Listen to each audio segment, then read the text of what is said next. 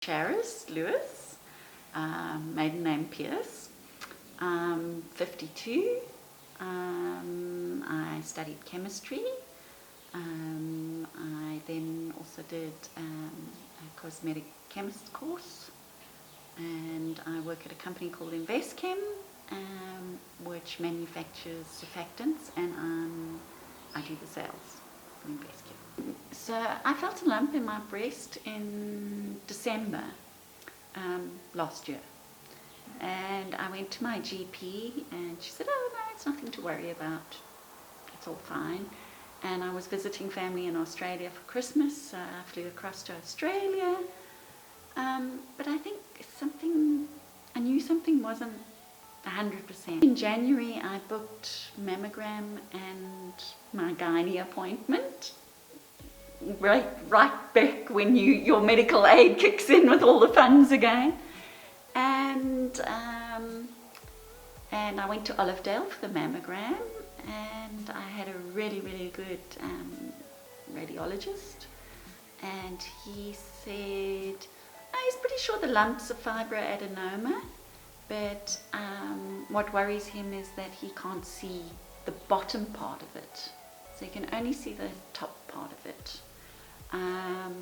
So he said we can leave it for 6 months and you come back for another mammogram, or we can do a fine needle aspiration. So I chose the fine needle aspiration, and it came back with atypical cells. So my GP didn't suspect anything either, so she just referred me to a plastic surgeon just to have the lump removed, because she was convinced it was nothing to worry about, as was I, and the day before the surgery, the surgeon phoned and said, "I think we need to do a biopsy first." So he made arrangements for me to go and have a biopsy done, and on the 25th of January, that radiologist phoned me that it was cancer.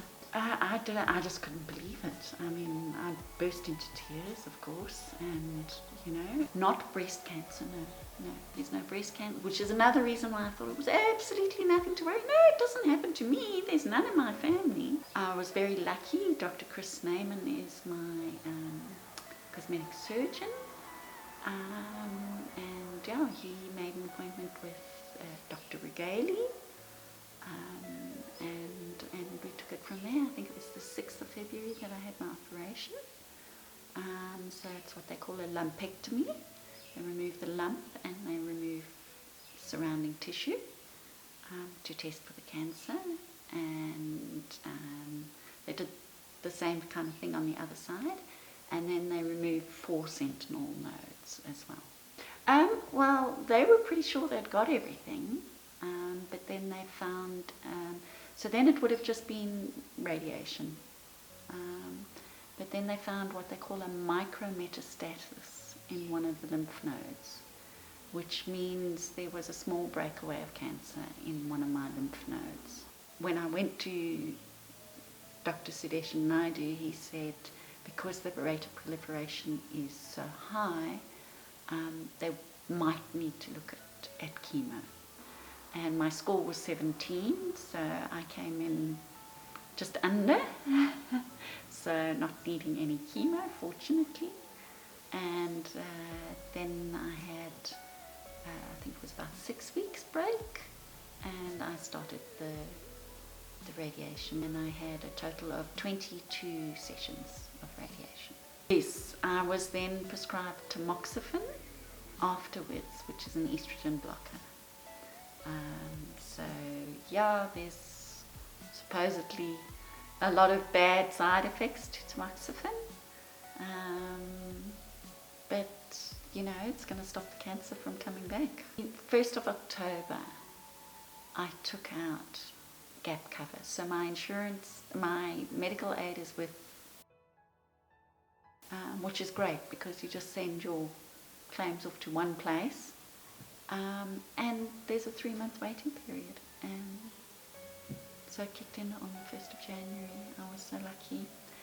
But even with that, there was shortfalls. You know, even though, you know, your hospital plans and everything, and they cover specialists, I would say there was still probably about 12,000, 15,000 shortfall, which is not a lot compared to what it could have been if I hadn't have had the gap cover. If I hadn't have had the gap cover, it would probably be more like 50 or 60,000. By May, I was through my medical savings, I was through my self-payment gap, and I now only have about 2,000 Rand left in my above threshold limit. So yes, it's expensive. I mean, I only had 22 radiation sessions, and that was around 75,000 Rand.